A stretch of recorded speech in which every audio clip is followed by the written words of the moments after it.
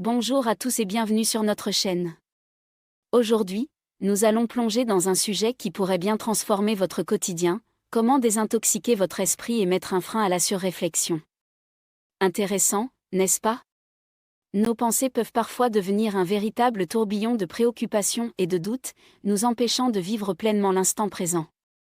Mais rassurez-vous, je suis là pour vous présenter 16 stratégies simples, inspirées du stoïcisme, pour apaiser votre esprit et retrouver une paix intérieure bien méritée. Imaginez la scène, vous êtes dans votre lit, prêt à dormir, mais votre esprit tourne sans cesse, ruminant des pensées sur le travail, la famille, les objectifs non atteints, et même l'avenir. Ce phénomène nous est familier à tous, mais il n'a pas à être une fatalité. Grâce à la sagesse millénaire des stoïciens, nous pouvons apprendre à apaiser notre esprit et à mieux nous concentrer. Comment? C'est ce que nous allons découvrir ensemble aujourd'hui.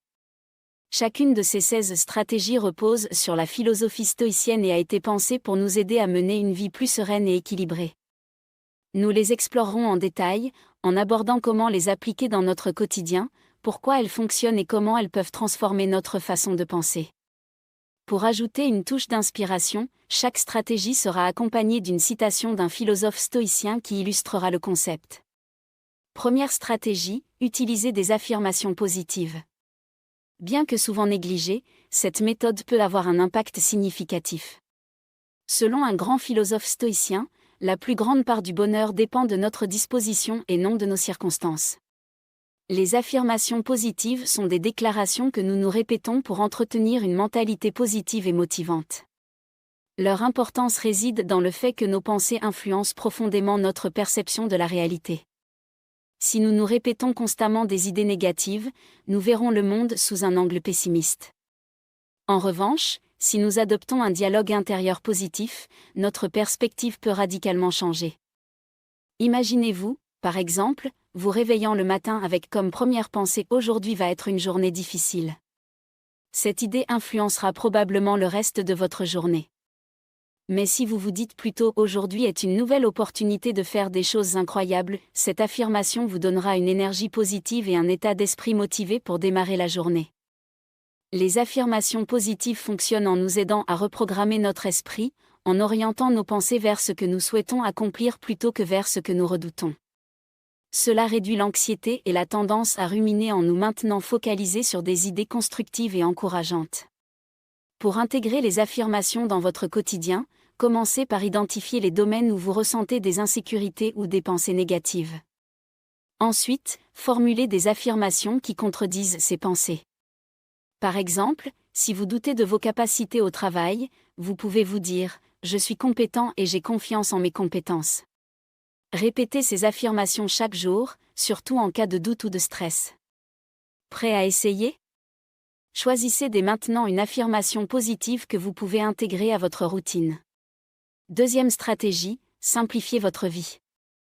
Dans notre monde moderne, nous sommes entourés de complexité, trop d'objets, trop de tâches, trop de préoccupations. Tout cela surcharge notre esprit. Simplifier sa vie, c'est réduire l'excès sous toutes ses formes, objets matériels, engagements sociaux, et même pensées inutiles. Imaginez votre maison, de combien de choses avez-vous vraiment besoin? Chaque objet superflu est un fardeau mental. Il en va de même pour nos activités, en simplifiant, nous créons plus d'espace mental et de tranquillité. Moins de possessions, c'est moins de décisions et de désordre à gérer, et plus de temps pour ce qui compte vraiment. Commencez par désencombrer votre environnement, puis passez en revue vos engagements et voyez ce que vous pouvez simplifier ou déléguer. Enfin, essayez d'épurer vos pensées en pratiquant la pleine conscience et en restant centré sur le moment présent. Troisième stratégie, limitez les informations que vous consommez. Dans notre ère numérique, cette stratégie peut sembler difficile, mais elle est essentielle. Marc Aurèle disait « Le bonheur de ta vie dépend de la qualité de tes pensées et nos pensées sont influencées par les informations que nous absorbons. » Nous vivons dans un monde saturé d'informations, des actualités aux réseaux sociaux, en passant par les emails et les messages, qui captent notre attention en permanence. Cela peut provoquer une surcharge d'informations, créant un sentiment de bombardement constant et de stress pour notre esprit. En limitant la quantité d'informations que nous consommons, nous atteignons ce bruit mental. Comment y parvenir? Commencez par être plus sélectif dans vos sources d'informations, en choisissant uniquement celles qui apportent une réelle valeur, et évitez celles qui génèrent du stress ou de l'anxiété. Établissez également des limites de temps pour l'utilisation de vos appareils électroniques, par exemple, consultez les actualités une fois par jour ou réduisez votre temps sur les réseaux sociaux. Pourquoi est-ce efficace ?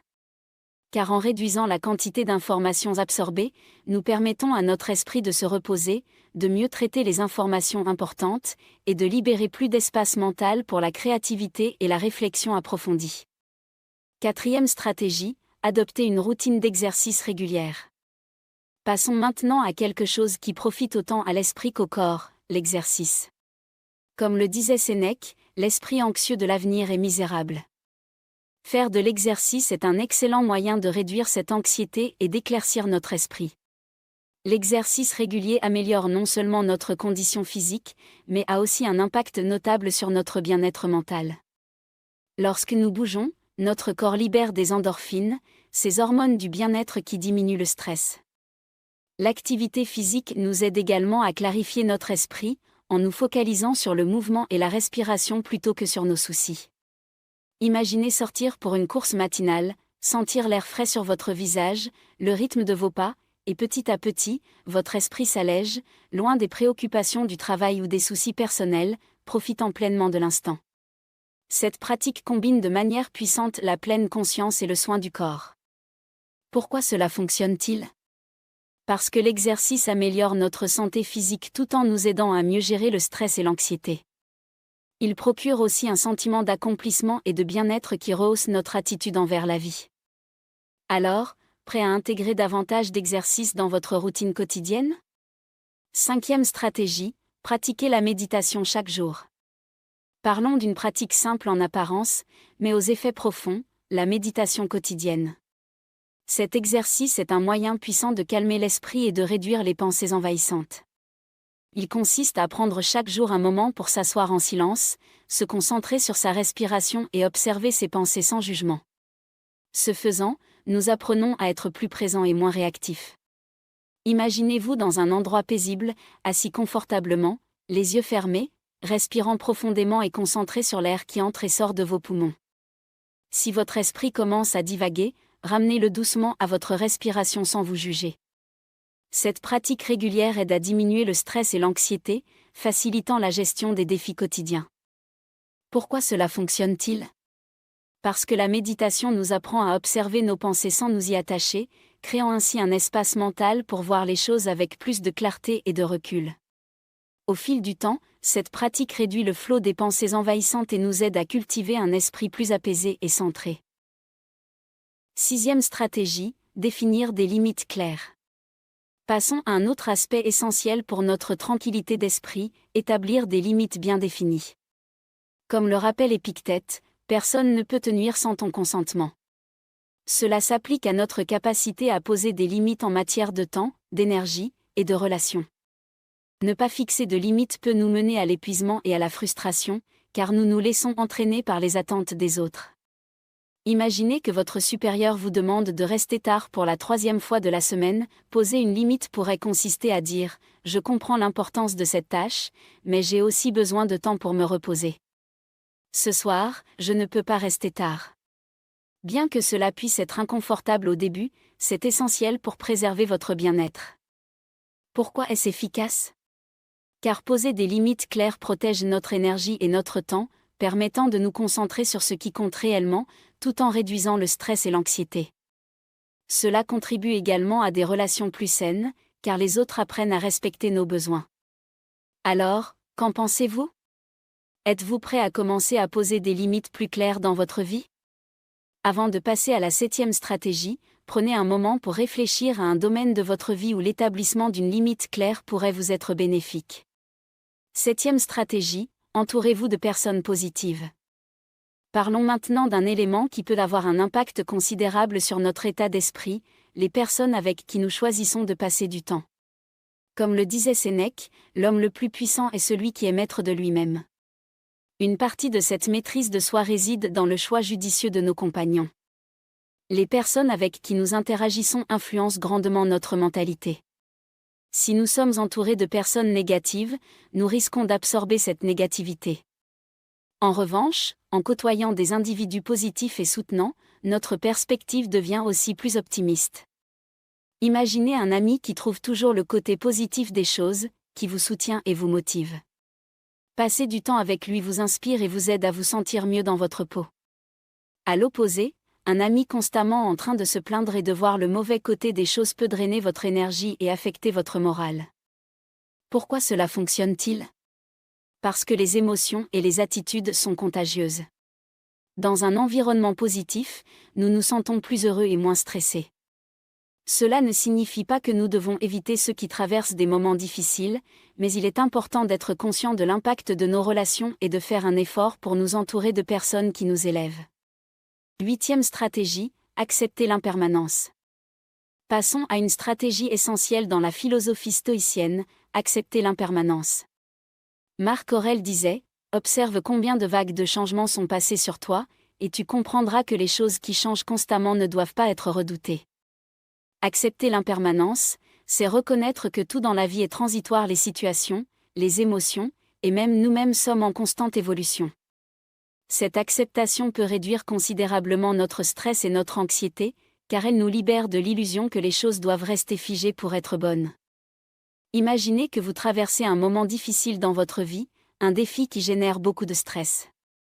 Accepter l'impermanence vous aide à comprendre que cette période ne sera pas éternelle. Tout passe, que ce soit le bon ou le mauvais. En intégrant cette idée, vous réalisez qu'il n'est pas nécessaire de s'accrocher à quoi que ce soit avec une telle intensité, ce qui peut apporter une grande sérénité mentale.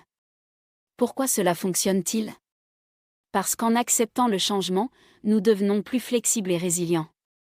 Au lieu de résister, nous accueillons les transformations et nous nous adaptons, ce qui réduit le nombre de pensées et de préoccupations inutiles, car nous cessons de tenter de contrôler ce qui échappe à notre maîtrise. 9e stratégie, consacrer du temps à vos passions. Dans le tumulte du quotidien, nous oublions souvent l'importance de réserver du temps à ce qui nous passionne. Épictète nous rappelle que « le loisir sans livre est la mort et le tombeau de l'homme vivant ». Nos passe-temps sont des activités qui nous procurent de la joie et nous permettent de nous déconnecter des préoccupations quotidiennes, en nous concentrant sur quelque chose qui nous rend heureux. Cela va au-delà du simple repos mental, c'est aussi une source d'inspiration et de créativité. Par exemple, si vous aimez peindre, dédier 1 heure par jour à cet art peut non seulement détendre votre esprit mais aussi exprimer vos émotions. Il ne s'agit pas de viser la perfection dans votre passe-temps, mais simplement de l'apprécier et de s'offrir ce moment pour soi. Pourquoi cela est-il bénéfique ?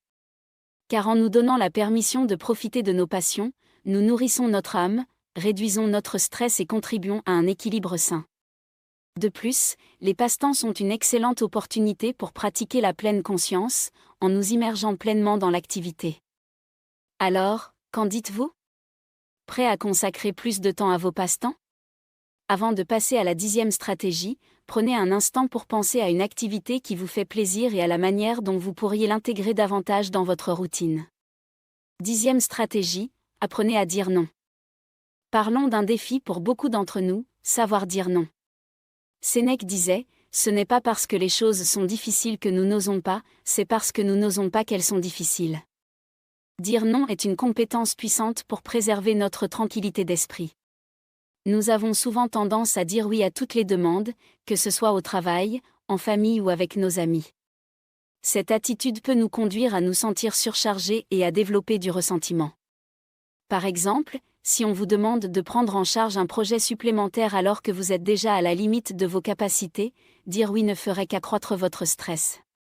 Dire non avec respect et fermeté protège votre temps et votre énergie. Pourquoi est-ce efficace ? Parce qu'en apprenant à dire non, nous établissons des limites saines qui nous aident à nous concentrer sur ce qui est essentiel, évitant ainsi l'épuisement. Refuser une demande ne signifie pas être égoïste, mais prendre soin de soi pour être plus efficace et plus heureux. Alors, qu'en pensez-vous ? Prêt à dire non quand c'est nécessaire ? Avant de passer à la 11e stratégie, pensez à une situation récente où vous auriez pu dire non et comment cela aurait pu affecter votre niveau de stress. 11e stratégie, cultiver la patience. Abordons un élément clé pour maintenir le calme et la sérénité. Marc Aurèle disait, l'art de vivre est plus proche du combat que de la danse, car la vie exige de lutter et de se protéger contre les coups inattendus. La patience consiste à accepter les retards, les problèmes ou les contrariétés sans colère ni anxiété. Dans notre monde axé sur l'immédiateté, ce besoin d'avoir tout de suite, peut générer frustration et stress. En cultivant la patience, nous apprenons à gérer les situations difficiles tout en apaisant nos pensées accablantes. Par exemple, lorsque vous êtes dans une longue file d'attente, au lieu de céder à l'impatience, prenez une profonde respiration et considérez ce moment comme une opportunité de pratiquer la patience. Profitez de ce temps pour réfléchir, observer votre environnement, ou simplement vous détendre. Pourquoi la patience fonctionne-t-elle ? Elle nous aide à accepter les choses telles qu'elles sont, sans tenter de les changer de force, ce qui réduit la résistance mentale et l'anxiété. En étant patient, nous nous donnons l'espace nécessaire pour répondre calmement plutôt que de réagir impulsivement, ce qui mène à des décisions plus sages et à un état d'esprit plus serein. Prêt à développer davantage votre patience ? Avant de passer à la 12e stratégie, réfléchissez à une récente situation où plus de patience aurait pu transformer votre expérience. 12e stratégie, passer du temps dans la nature. Parlons maintenant d'une habitude capable d'apaiser profondément notre esprit, se reconnecter avec la nature. Sénèque évoquait le bonheur et la paix de l'âme dans la simplicité. Être en plein air, entouré de nature, a un pouvoir incroyable pour calmer l'esprit. La nature nous offre une pause bienfaisante loin du bruit et de l'agitation de la vie quotidienne, elle nous connecte à quelque chose de plus vaste et nous rappelle la beauté simple de la vie. Visualisez-vous en train de marcher dans un parc ou de randonner en forêt, vous respirez l'air frais, écoutez le chant des oiseaux, et admirez la verdure qui vous entoure. Cette simple activité peut clarifier votre esprit, réduire le stress et vous apporter un sentiment de calme et de connexion. Pourquoi cela fonctionne-t-il ? Parce que la nature a un effet réparateur sur notre cerveau, nous aidant à nous détendre et à recharger nos énergies. En outre, être dans la nature nous incite naturellement à pratiquer la pleine conscience, en nous focalisant sur nos sens et sur l'instant présent. 13e stratégie, se déconnecter régulièrement du numérique. Parlons d'un défi important mais extrêmement bénéfique, la déconnexion numérique. Marc Aurèle disait, « La paix vient de l'intérieur, ne la cherche pas à l'extérieur ». Dans notre ère numérique, nous sommes en permanence connectés à nos appareils, ce qui peut entraîner une surcharge d'informations et un esprit constamment sollicité. Faire une déconnexion numérique signifie s'accorder des moments sans appareils électroniques ni flux constant d'informations. Imaginez que vous choisissez de passer une journée sans téléphone, sans consulter vos emails ni les réseaux sociaux. Cela peut sembler étrange au début, mais très vite, vous ressentirez une sensation de liberté et de sérénité. Vous aurez plus de temps pour être présent, profiter des activités sans interruption, et vous reconnecter avec vous-même. Pourquoi cela fonctionne-t-il ? Parce qu'en nous déconnectant du numérique, nous permettons à notre esprit de se reposer des stimuli incessants, ce qui réduit le stress et l'anxiété, nous rendant plus concentrés et plus présents. De plus, cela favorise une relation plus saine avec la technologie, en l'utilisant de manière consciente plutôt que réactive. 14e stratégie, pratiquer le pardon. Abordons maintenant un aspect essentiel pour libérer de l'espace mental et émotionnel, le pardon. Épictète nous enseignait, ce n'est pas ce qui t'arrive, mais la manière dont tu réagis qui importe. Pardonner ne signifie pas justifier ou approuver le comportement négatif des autres, mais plutôt libérer notre esprit du ressentiment et de l'amertume. Entretenir une rancune, c'est garder une blessure ouverte qui ne fait qu'ajouter à notre douleur et à notre stress. Pratiquer le pardon nous aide à guérir et à aller de l'avant. Imaginez que quelqu'un vous ait blessé. Pardonner ne signifie pas que ce qui a été fait est acceptable, mais que vous choisissez de ne pas laisser cette blessure contrôler votre vie. En pardonnant, vous vous libérez de ce poids, permettant à votre esprit de se tourner vers le présent et vers ce qui est positif. Pourquoi cela fonctionne-t-il ? Parce que la colère et le ressentiment consomment énormément d'énergie mentale. En pratiquant le pardon, nous libérons cette énergie et limitons les pensées négatives. Cela favorise non seulement notre bien-être mental, mais nous permet aussi de vivre de manière plus épanouie et sereine. Alors, êtes-vous prêt à pratiquer le pardon ? Réfléchissez à une situation où accorder votre pardon pourrait alléger votre vie. 15e stratégie, tenir un journal personnel. Parlons d'une pratique simple mais puissante pour organiser ses pensées et ses émotions, le journal personnel. Dans ses méditations, Marc Aurèle montre comment l'écriture peut être un outil de clarté mentale et d'introspection. Écrire dans un journal vous permet d'exprimer vos pensées et vos sentiments librement, de vous libérer et de mieux comprendre vos émotions. Poser vos idées sur le papier aide à clarifier les situations et à envisager des solutions. Imaginez-vous face à une situation pesante, écrire dans votre journal vous permettrait d'explorer vos sentiments et de trouver des approches possibles pour avancer. Cela vous aide non seulement à traiter vos émotions, mais aussi à alléger votre esprit en transférant vos pensées sur le papier. Pourquoi cela fonctionne-t-il ? Parce que l'écriture organise nos pensées et nous permet de les voir sous un angle différent. C'est une forme d'autothérapie qui apaise le stress et favorise une meilleure compréhension de soi. 16e stratégie, pratiquer l'autocompassion. Enfin, voici notre dernière stratégie, l'autocompassion. Sénèque disait souvent, nous souffrons davantage dans notre imagination que dans la réalité. L'autocompassion nous aide à être bienveillants envers nous-mêmes et à réduire cette souffrance auto-imposée. Se traiter avec bienveillance, comme on le ferait pour un ami cher, est essentiel, notamment face aux erreurs et aux défis. Au lieu de se juger durement, l'autocompassion nous apprend à accepter nos imperfections et à les voir comme partie intégrante de notre humanité. Par exemple, si vous faites une erreur au travail, plutôt que de vous punir mentalement, essayez d'être compatissant avec vous-même. Dites-vous qu'il est normal de faire des erreurs et que chacun peut en tirer des leçons pour avancer. Cette attitude réduit non seulement le stress, mais favorise aussi une mentalité de croissance et de résilience. Pourquoi cela fonctionne-t-il ? Parce que l'autocompassion nous aide à gérer le stress plus sainement, au lieu de nous infliger de la souffrance par l'autocritique, nous nous soutenons avec compréhension et bienveillance. Cela nous permet de rebondir plus rapidement et de rester calme et équilibré. Voilà, vous avez maintenant en main 16 stratégies puissantes pour désintoxiquer votre esprit et arrêter de trop réfléchir. J'espère que ces conseils vous aideront à retrouver un équilibre mental et à vivre plus sereinement. Rappelez-vous, l'essentiel est de commencer petit à petit, et chaque étape compte pour avancer vers une plus grande tranquillité intérieure. Si vous avez trouvé cette vidéo utile, n'oubliez pas d'aimer, de vous abonner à la chaîne pour ne manquer aucune de nos prochaines vidéos, et de partager vos propres astuces en commentaire. Merci d'avoir regardé et à très bientôt pour de nouvelles vidéos inspirantes.